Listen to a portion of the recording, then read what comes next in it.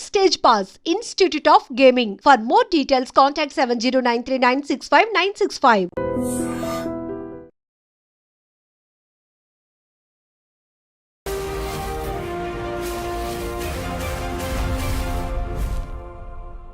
అమెరికాలో తెలుగు స్టూడెంట్స్ కష్టాలు ఏంటి సార్? యాక్చువల్గా బోల్డ్ అన్ని అనుమానాలు ఉన్నాయి. అందులో భయం అనేది ఎక్కువ ఉంది, ఆందోళన ఎక్కువ ఉంది. మా పిల్లలు వచ్చేస్తారేమో అనేటువంటి అసహనం, ఆతృత ఇవన్నీ మిక్స్డ్ కనిపిస్తున్నాయి. బట్ క్లారిఫికేషన్స్ అనేవి ఉండట్లేదు. ఏంటి, మీరేం చెప్తారు అసలు? ఫస్ట్ ఆఫ్ ఆల్ అమ్మ, మన స్టూడెంట్స్ ఎవరైతే అమెరికాలో ఉన్నారో, ఇది మీ వ్యూవర్స్కి తెలవాల్సింది ఏంటంటే, స్టూడెంట్స్ అక్కడే F1కు చదువుకోవడానికి వస్తారు. ఇక్కడ కన్సల్టెంట్స్, ఇమిగ్రేషన్ కన్సల్టెంట్స్ ఏమంటారంటే, మీరు ఒక సెమిస్టర్ ఫీజు కట్టండి, మిగతా సెమిస్టర్ ఫీజులు అక్కడ ఉద్యోగం చేసుకొని కట్టొచ్చు అంటారు. ఫస్ట్ ఆఫ్ ఆల్ మనకు తెలవాల్సింది ఏంటంటే, వాళ్ళకు ఉద్యోగం చేసుకునే అర్హత ఉందా? ఓన్లీ యూనివర్సిటీలోనే వర్క్ చేసుకునే అర్హత, అది యుఎస్లో. మరి కెనడాలో, ఇంగ్లాండ్లో, ఆస్ట్రేలియాలో వాళ్ళు క్యాంపస్ బయట పనిచేసుకునే అర్హత ఉంది 20 hours. మరి యుఎస్లో అర్హత లేదు, బయట పనిచేయడానికి లేదు. ఈ స్టూడెంట్స్ అంతా కూడా ఒక సెమిస్టర్ ఫీజు కట్టుకొని మిగతా సెమిస్టర్ల కోసం బయట ఏదో కష్టాలు పడి ఉద్యోగాలు చేసుకొని ఫీజులు కడతారు. ఇది ఒక ఇష్యూ మనకు తెలుసుకోవాల్సింది. మరి ఎప్పుడైతే బయట పని చేస్తుంటారో మరి కొన్ని నేరాలు జరుగుతూ ఉంటాయి. ఫర్ ఎగ్జాంపుల్, మన స్టూడెంట్స్ చాలామంది గ్రాసరీ షాపులు, అంటే ఏంటంటే కిరాణా షాపులు, జనరల్ స్టోర్లలో పనిచేస్తారు కౌంటర్లో. అందులో మరి సిగరెట్లు కూడా అమ్మాలి, సిగరెట్లు కూడా ఉంటాయి కదా. మరి ఇవన్నీ మన పేరెంట్స్కు తెలియదు. మరి ఆ సిగరెట్ అమ్మేటప్పుడు మైనర్కి అమ్మకూడదు. అంటే ఎవరన్నా వచ్చి సిగరెట్ కావాలంటే వాళ్ళ ఐడి చూసి అమ్మాలి. ఆ సిగరెట్తో పాటు బియర్లు అవి కూడా ఉంటాయి కిరాణా షాపులలోనే.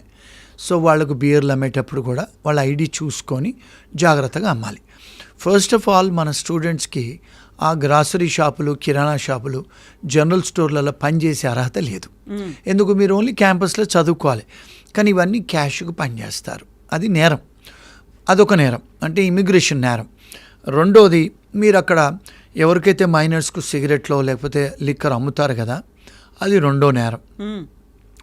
మూడోది, ఈ నల్లవాళ్ళు వాళ్ళు వచ్చేసి తుపాకులు పెడతారు, మాకు డబ్బులు ఇవ్వండి, లేకపోతే లిక్కర్ ఇవ్వండి, సిగరెట్ ఇవ్వండి, సామాన్లు ఇవ్వమని. సో వాళ్ళు వచ్చి గన్నులు పెడితే వీళ్ళు ఏం చేస్తారు, అంటే కొన్నిసార్లు వాళ్ళు అటాక్ కూడా చేస్తారు. అటాక్ చేసిన తర్వాత మాకు గ్రీన్ కార్డు కావాలి, యూవీసాల అప్లికేషన్ పెడతామని వస్తారు. ఫస్ట్ ఆఫ్ ఆల్ మీరు స్టూడెంట్గా వచ్చి బయట పనిచేసే అర్హతనే లేదు. మరి మీరు వయలేషన్ ఆఫ్ ఇమిగ్రేషన్లో. దాని తర్వాత ఇలాంటి అవకతవకలు జరిగితే మీకు వీసాలు వస్తాయా? రావు. సో ఇవన్నీ కూడా ఈ స్టూడెంట్స్కు కొన్ని తెలిసి కొన్ని తెలియక చేస్తారు. సో మన పేరెంట్స్కి కూడా తెలీదు, మా అబ్బాయి ఉద్యోగం చేస్తున్నాడు, మా అమ్మాయి చేస్తుంది అని. ఫస్ట్ ఆఫ్ ఆల్ మనం అడిగి తెలుసుకోవాల్సింది ఏంటంటే, మీరు క్యాంపస్లో చేస్తున్నారా, బయట చేస్తున్నారా? బయట చేస్తే వాళ్ళు క్యాష్ ఇస్తారు, ఇవన్నీ నేరపూరితాలే. సో అలాంటప్పుడు ఎప్పుడైనా పట్టుబడితే వీళ్ళ వీసాలు రద్దు అవుతాయి. ఇప్పుడు ఫర్ ఎగ్జాంపుల్, ఎవరికైనా మీరు సిగరెట్ అమ్మారు, మీరు లిక్కర్ అమ్మారు, పోలీస్ వాళ్ళు పట్టుకుంటారు. మిమ్మల్ని పట్టుకుంటే పోలీస్ స్టేషన్ తీసుకెళ్తారు. తీసుకెళ్ళినప్పుడు మిమ్మల్ని ఫోటో తీసుకుంటారు, మీ ఫింగర్ ప్రింట్స్ తీసుకుంటారు. ఆ ఫోటో తీసుకొని ఫింగర్ ప్రింట్స్ తీసుకున్నప్పుడు మీరు నేరం చేశారు కనుక మీకు ఇమ్మీడియట్గా అక్కడ 28 ఏజెన్సీస్కు తెలుస్తుంది క్లౌడ్లో. అంటే ఒకసారి మన ఫింగర్ ప్రింట్ ఇచ్చామంటే ఇక్కడెక్కడైతే మీరు వీసా తీసుకుంటారో ఇండియాలో ఆ ఎంబసీకి తెలుస్తుంది, యుఎస్సిఏస్ వాళ్ళకి తెలుస్తుంది, బార్డర్ సెక్యూరిటీ వాళ్ళకి తెలుస్తుంది. ఇప్పుడు మనం ఎయిర్పోర్ట్లో ఇక్కడ కూడా ఇమిగ్రేషన్ ఆఫీసర్లు కూర్చుంటారు కదా ఇండియాలో కూడా, అక్కడ కూడా అలాగే కూర్చుంటారు. వాళ్ళందరికీ 28 ఏజెన్సీస్ తెలిసిపోతే వాళ్ళు ఏం చేస్తున్నారు, ఇండియన్ ఇక్కడ యుఎస్ ఎంబసీ వాళ్ళు మీరు అక్కడ పట్టుబడ్డారు కదా, వీసా క్యాన్సిల్ చేస్తున్నారు. ఇంకొక విషయం, మన స్టూడెంట్స్ ఇక్కడే ఇబ్బందులు ఎక్కడ జరుగుతున్నాయంటే, ఇండియాలో కార్లలో, మోటార్ సైకిళ్ళల్లో లైసెన్సులు లేకుండా కారు నడిపేస్తారు. ఇక్కడ మోటార్ సైకిల్ నడుపుతారు, తాగి నడిపిస్తారు. ఎవడన్నా ఆపితే పోలీసు వాడిని బెదిరియటమో లేకపోతే డబ్బులు ఇవ్వటం ఏదో చేస్తారు ఇక్కడ. అదేవిధంగా అక్కడ చేస్తారు వాళ్ళు, తాగి నడపటం. అమెరికాలో తాగి నడిపిస్తే చాలా సీరియస్ అఫెన్స్ అన్నది. అఫెన్స్ అయినప్పుడు వాళ్ళు ఏం చేస్తారు, పోలీసు వాళ్ళు మిమ్మల్ని అరెస్ట్ చేస్తారు. అరెస్ట్ చేస్తే ఏమవుతుంది, మీ వీసా రద్దు అవుద్ది. రెండోది మీకు రేపు H1 రాదు, మూడోది రేపు మీకు ఉద్యోగాలు వెళ్ళినప్పుడు మీ ఫింగర్ ప్రింట్ తీసుకొని మీ క్రిమినల్ బ్యాక్గ్రౌండ్ హిస్టరీ తీసుకుంటారు, తీసుకున్నప్పుడు ఉద్యోగాలు కూడా రావు, మీకు ఎవరైనా పెళ్లి చేసుకుంటే గ్రీన్ కార్డ్స్ కూడా రావు. ఎంత ఇబ్బందులు జరుగుతాయి చూడండి. ఇవన్నీ జరుగుతున్నాయి స్టూడెంట్స్కి. అంటే ఎవరు జాగ్రత్తగా ఉండాలి? బయర్ బీ అవేర్, మనం అవేర్నెస్తో ఉండాలి. I don't know the law is not a defence, నాకు లా తెలీదు అనేది డిఫెన్స్ కాదు. So you have to know the law of the land. ఇవన్నీ కూడా ఇబ్బందులు జరుగుతున్నాయి. సో ఏం చేశాడు ఈ మధ్యకాలంలో ట్రంప్? ఇలాంటి ఎవరైతే అరెస్ట్ అవుతారో అమెరికాలో, చిన్న చిత్క అంటే మీరు స్పీడింగ్ చేస్తున్నప్పుడు కార్ పట్టుకున్నా కూడా, మీకు డ్రైవర్ లైసెన్స్ లేకున్నా పట్టుకున్నా, మీకు కార్ ఇన్సూరెన్స్ లేకుండా నడిపితే కూడా అఫెన్స్ అక్కడ. ఇప్పుడు మన దగ్గర ఇక్కడ ఇన్సూరెన్స్ పాలసీస్ రెన్యువల్ చేసుకోకుండా నడిపిస్తారు, పోలీసు వాళ్ళు పట్టుకున్నా ఏదో ఇన్ఫ్లుయెన్స్ చేస్తారు, అది చేస్తారు, వెళ్ళిపోతాం. అమెరికాలో మీరు కారుకు ఇన్సూరెన్స్ లేకుండా నడపటం నేరం. సో కారు మీకు ఈవెన్ మీకు ఏం చేస్తారు కొన్నిసార్లు, మాకు ఇండియా డ్రైవింగ్ లైసెన్స్ ఉంది, మాకు ఇంటర్నేషనల్ లైసెన్స్ ఉంది, మేము నడుపుతామంటారు. అది నడిపినా కూడా నేరమే. మరి నేరం అయితే మీకు వీసాలు రద్దు అవుతాయి. సో ఇలాంటి వీసాలు ఎవరైతే రద్దు అయినాయో, లేకపోతే ఎవరైతే అరెస్ట్ అయ్యారో, ట్రంప్ గారు వచ్చిన తర్వాత ఏం చేశారు, ఎవరైతే అరెస్ట్ అయ్యారో వాళ్ళ వీసాలన్నీ క్యాన్సిల్ చేయండి అని, రివొకేషన్ చేయండి అని ఒక ఎగ్జిక్యూటివ్ ఆర్డర్తో వచ్చాడు. సో ఇప్పుడు ఇక్కడ అన్ఫార్చునేట్ థింగ్ ఏంటంటే, అందులో 80% ఆఫ్ అమెరికాలో ఇంటర్నేషనల్ స్టూడెంట్స్ అంతా ఇండియన్సే, అందులో మన తెలుగు వాళ్ళు majority. So because 80% of Indian students are Telugu people and south Indian people, వీళ్ళ వీసాలన్నీ రద్దయ్యాయి. అంటే ఒక ఇండియన్స్వే రద్దయ్యాయా? కాదు, చైనా వాళ్ళే రద్దయ్యాయి, కొరియన్స్ వాళ్ళే రద్దయ్యాయి, అందరి అయ్యాయి, జపనీస్. అది చాలా మైనర్ పర్సంటేజ్, కానీ ఎక్కువ పర్సంటేజ్ మన ఇండియన్స్వే. ఇదొక ఆస్పెక్ట్ స్టూడెంట్స్వి. సో మన వాళ్ళు ఏమనుకుంటున్నారు, మన మీద ఉక్కుపాదం మోపాడు ట్రంప్ అని ఒక మిస్నామర్, ఒక మిస్ఇన్ఫర్మేషన్. ఆయన ఒక్క మన మీద టార్గెట్ చేసింది లేదు అక్కడ. ఎవరైతే నేరం చేస్తారో మన దేశంలో ఉండొద్దు, ఒకవేళ వాళ్ళు గ్రీన్ కార్డ్ హోల్డర్లు అయినా H1 వాళ్ళైనా. ఇప్పుడు ఇంకొక ఆస్పెక్ట్ ఏంటి, చాలామంది మన వాళ్ళు ఐటీ కంపెనీ ఉద్యోగాల కోసం అమెరికా వస్తారు. ఇంకొక మంచి న్యూస్ ఏంటంటే 82% ఆఫ్ ఐటీ వర్కర్స్ మన వాళ్ళే, మన తెలుగు వాళ్ళు, మన సౌత్ ఇండియన్స్ మన వాళ్ళే. ఎందుకంటే ఎంటెక్లు బీటెక్లు చదివి వస్తారు. మరి మన వాళ్ళే ఐటీ ఇండస్ట్రీని కంట్రోల్ చేస్తారు అమెరికాలో. ఈవెన్ ఐటీ కన్సల్టింగ్ కంపెనీస్ ఉద్యోగస్తులు కూడా, ఇప్పుడు వైస్ ప్రెసిడెంట్స్ కూడా మన వాళ్ళే ఉన్నారు, తెలుగు వాళ్ళు. వీళ్ళు H1Bలో ఉన్నప్పుడు వీళ్ళు తాగి నడిపిస్తారు కొన్నిసార్లు కారు. నడిపినప్పుడు అరెస్ట్ అవుతే వాళ్ళ H1B క్యాన్సిల్ అవుద్ది. రెండో ఒక పెద్ద ప్రాబ్లం ఏంటంటే, భార్య బిడ్డలను తీసుకొస్తారు. మరి ఇండియాలో పెళ్ళాన్ని కొడితే ఆ పెళ్ళాం పోయి పోలీస్ స్టేషన్ చెప్పదు, అక్కడ పెళ్ళాన్ని కొడితే పెళ్ళాం పోలీస్ స్టేషన్ ఫోన్ చేసినా, ఇంటి పక్క వాడు ఫోన్ చేసినా, లేకపోతే బిడ్డలను కొట్టినా బిడ్డలు పోయి స్కూల్లో చెప్పినా పోలీసు వాళ్ళకు ఫోన్ చేస్తారు. వాళ్ళు చేస్తే భర్తను అరెస్ట్ చేస్తారు. అరెస్ట్ చేస్తే మీ మీద నేరం ఉంది కనుక దీన్ని మారల్ టర్పిట్యూడ్ అఫెన్సెస్ అంటారు. మీ వీసా క్యాన్సిల్ అవుద్ది, H1B వీసా, మీరు జైలుకు పోతారు. ఏమవుద్ది, H1B వీసా పోతే వైఫ్ H4 పోద్ది, పిల్లలు H4 పోద్ది. మరి భార్య బిడ్డలను చూడటానికి కూడా ఆస్కారాలు ఉండవు. వాళ్ళు రిస్ట్రైనింగ్ ఆర్డర్ ఇస్తారు జడ్జెస్. ఇవి అందరూ ఏమనుకుంటారంటే మన వాళ్ళ మీదే చేశారని. కానీ మనం ఎందుకు చెయ్యాలి మరి నేరాలు? ఇవన్నీ ఇలాంటి పనులు చేస్తారు H1B వర్కర్స్. ఇంకొక విషయం ఏంటంటే, ఈ మధ్యకాలంలో, అంటే తన అంతకుముందు కూడా లా ఉంది, ఎవరైతే గ్రీన్ కార్డ్ హోల్డర్లు లేకపోతే స్టూడెంట్స్ లేకపోతే H1B వర్కర్స్ ఎవరైనా షాపులలో దొంగతనాలు చేస్తే, షాప్ లిఫ్టింగ్, దాన్ని మారల్ టర్పిట్యూడ్ అఫెన్సెస్ అంటారు. అంటే లార్సని, దొంగతనం చేయకూడదు. అంటే మీకు తెలుసు అది మీ వస్తువు కాదని, మీరు దొంగతనాలు చేస్తున్నారు. మరి దొంగతనం చేస్తే కూడా వాళ్ళు అరెస్ట్ చేస్తారు, ఫింగర్ ప్రింట్స్ తీసుకుంటారు. H1B వర్కర్ అయినా, గ్రీన్ కార్డ్ హోల్డర్ అయినా, లేకపోతే స్టూడెంట్ వీసా అయినా, లేకపోతే విజిటర్ వీసా అయినా, మీ వీసాలు రద్దు చేస్తారు, మిమ్మల్ని ఇంటికి పంపిస్తారు. సో మరి ఇది ఎవరు తప్పండి? మన తప్పు. మనమేమో మీ మీడియా వాళ్ళు లేకపోతే అందరూ పేరెంట్స్ అన్ని ఇండియన్ గ్రూప్స్ అంతా ఏదో ఇండియన్స్ మీద ఉక్కుపాదం మోపాడని అనుకుంటాం. కానీ ఇవన్నీ లాస్ ఆల్రెడీ ఉన్నాయి, కానీ ఎన్ఫోర్స్మెంట్ చేస్తున్నాడు ఆయన. అంటే ఇప్పుడు చాలామంది లక్షల వేల మందిని ఎవరైతే క్రిమినల్ కేసులు, hard core criminals south America అటు ఉన్న వాళ్ళందరినీ పంపించేశారు కదా, గౌతమాల వీళ్ళందరినీ. మరి లక్షల వేల మందిని పంపించేశాడు. ఇప్పుడు మన వాళ్ళని కూడా పంపిస్తున్నాడు. ఇప్పుడు ఇంకొక ఇష్యూ ఏంటంటే, మన వాళ్ళకి చాలా విషయం తెలియదు ఏంటంటే, తెలుగు వాళ్ళు కూడా బార్డర్ క్రాస్ చేసి వచ్చారు గతంలో కెనడా నుంచి. చాలామంది లక్షల మంది ఇండియన్ స్టూడెంట్స్ కెనడాకు స్టూడెంట్ వీసాలు తీసుకొని మరి చదువుకోవడానికి వెళ్ళినవారు చదువుకోవాలి కదా, రోడ్డు మీద బార్డర్ క్రాస్ చేసి అమెరికాకు వస్తున్నారు. వస్తే వాళ్ళు కూడా పట్టుబడితే వాళ్ళని కూడా డిపోర్ట్ చేస్తున్నాడు. అంతకుముందు బైడెన్ ఉన్నప్పుడు వీళ్ళందరూ లోపలికి వచ్చారు, ఇప్పుడు ఎవరు వచ్చినా అరెస్ట్ చేసి పంపిస్తున్నారు. ఇప్పుడు ఇంకొక పెద్ద స్కామ్ ఏంటి మన ఇండియన్ దాంట్లో అంటే వచ్చేసి పొలిటికల్ అసైలం ఫైల్ చేస్తున్నారు. ఎవరు? స్టూడెంట్సే కానీ, H1B కానీ, విజిటర్స్ కానీ. మరి మన దేశంలో ఏదైనా ఇప్పుడు మనం పొలిటికల్ అసైలం ఫైల్ చేసుకోవచ్చా? ఇప్పుడు కశ్మీర్లో అంటే ఇప్పుడు ఆ పాకిస్తాన్ వాళ్ళు చేయటం వల్ల అయింది, కానీ పీస్ఫుల్ కంట్రీ కదా. ఇప్పుడు తెలంగాణలో, ఆంధ్రాలో ఏమైనా ప్రాబ్లమ్స్ ఉన్నాయా? మరి అంతకుముందు అంటే పంజాబ్లో ఉండే ప్రాబ్లమ్స్ ఉండేవి, కొన్ని స్టేట్స్లలో ప్రాబ్లమ్స్ ఉన్నాయి, వాళ్లకు ఇక్కడ పొలిటికల్ ప్రాబ్లమ్స్ ఉన్నాయి కనుక అప్లికేషన్ పెట్టారు. మరి ఇండియాలో ఇప్పుడు ప్రాబ్లమ్స్ ఏం లేవు కదా, అంటే మన దగ్గర అంటే సివిల్ రైట్స్ వయలేషన్స్ లేవు.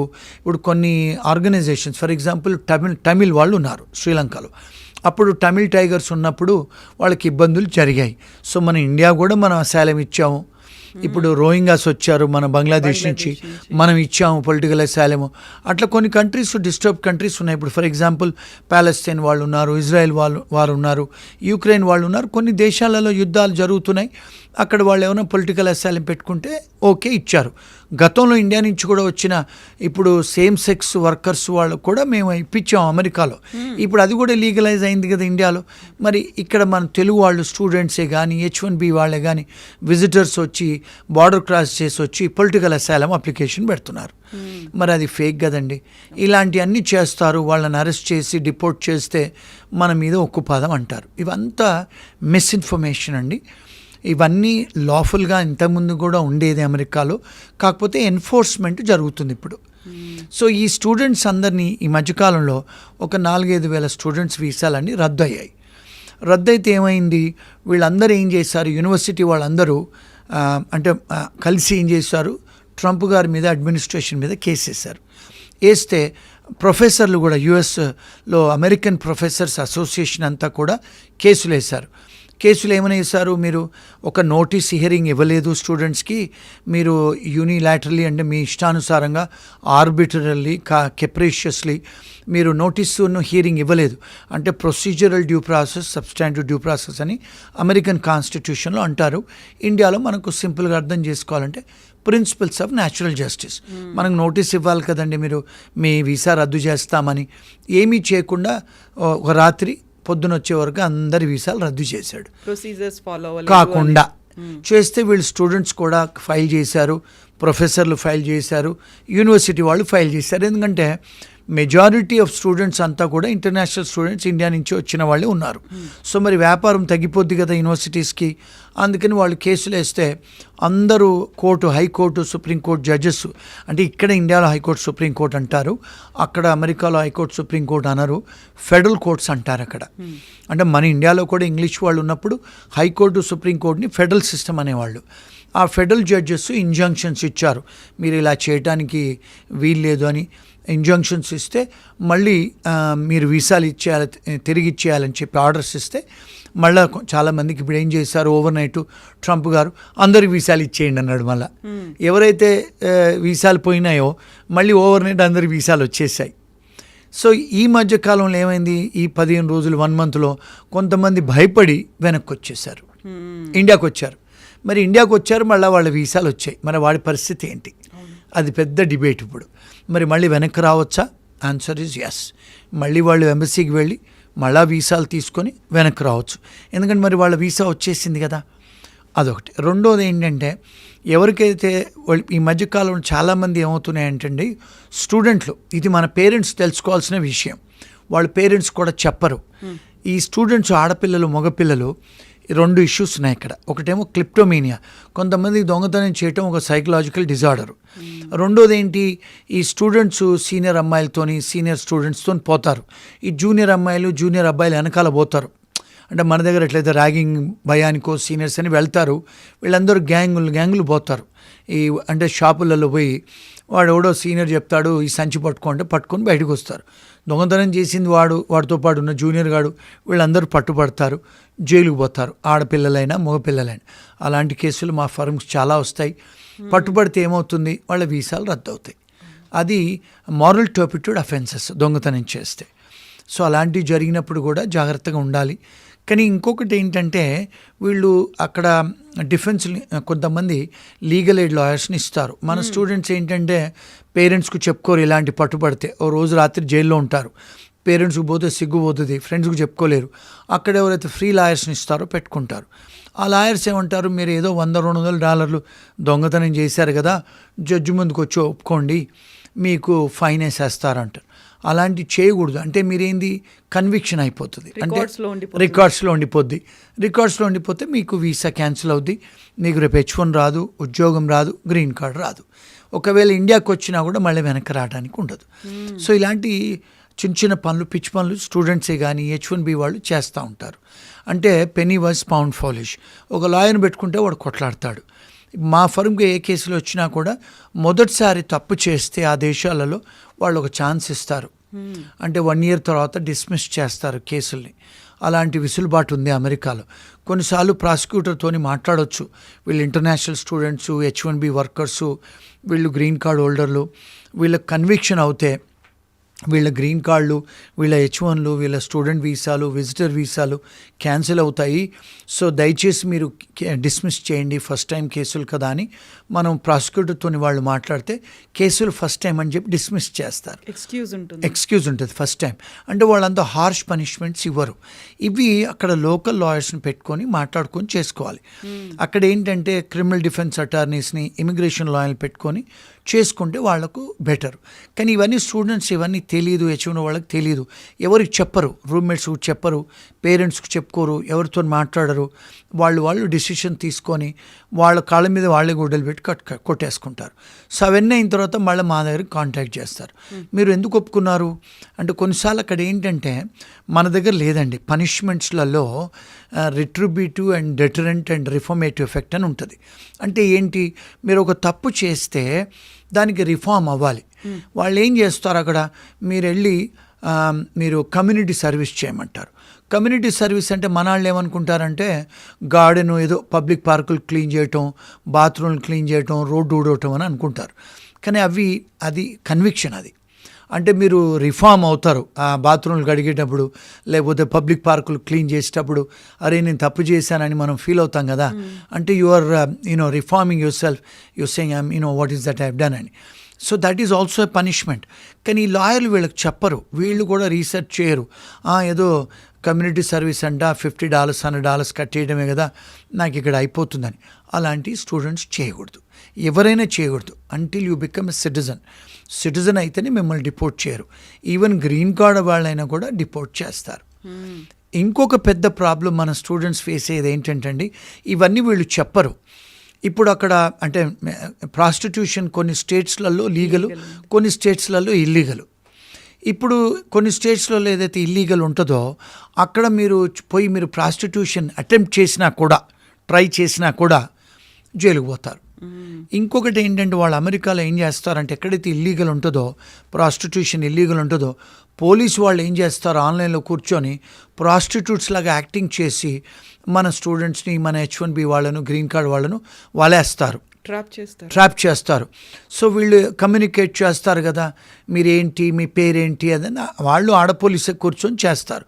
వాళ్ళు ఏం చేస్తారు, ఏదో హోటల్కి రమ్మంటారు. అక్కడ హోటల్ రూమ్కి వెళ్ళిన తర్వాత 2 పోలీసు వాళ్ళు ఉంటారు. అక్కడ పోగానే అరెస్ట్ చేస్తారు. అది attempt to do prostitution is also an offence.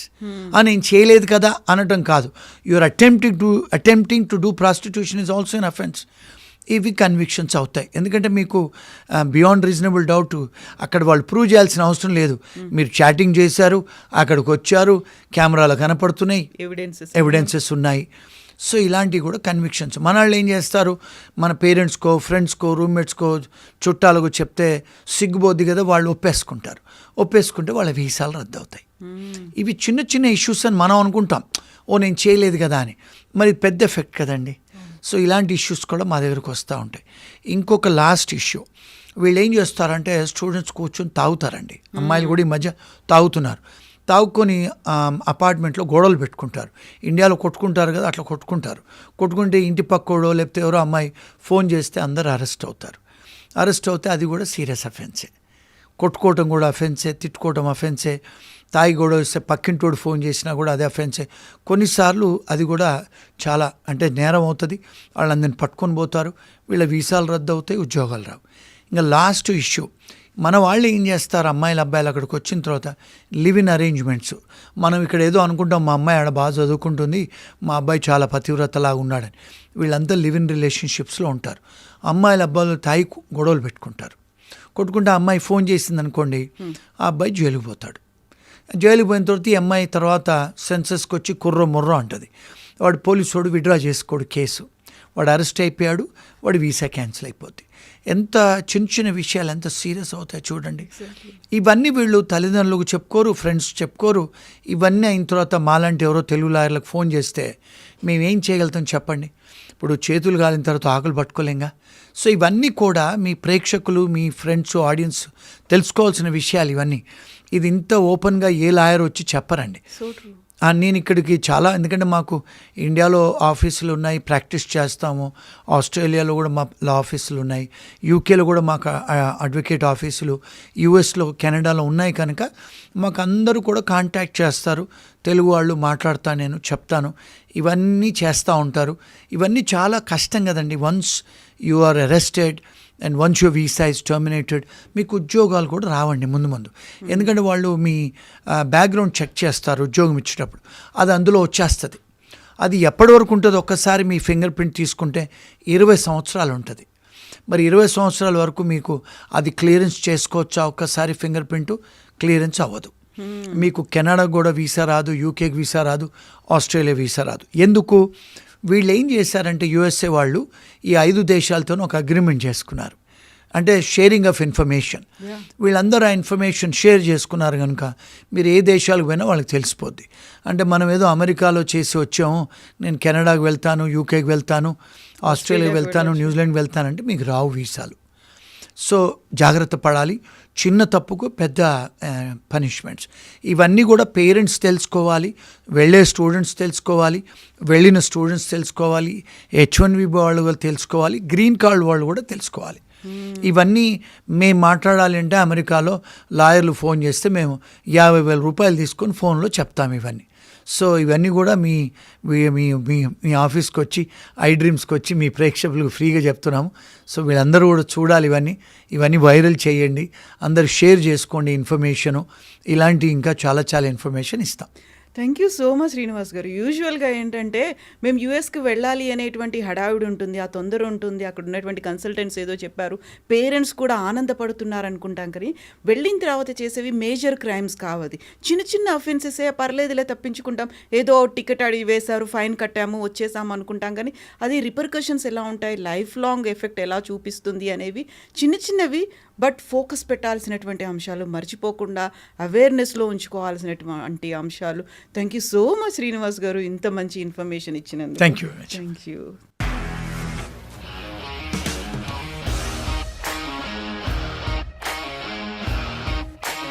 ఇండస్ట్రీలో కమిట్మెంట్ ఇష్యూస్ వస్తే నీకు కూడా వచ్చినట్టు? మార్నింగ్ తీసుకెళ్ళాలంటే కొట్టి పడేస్తారు.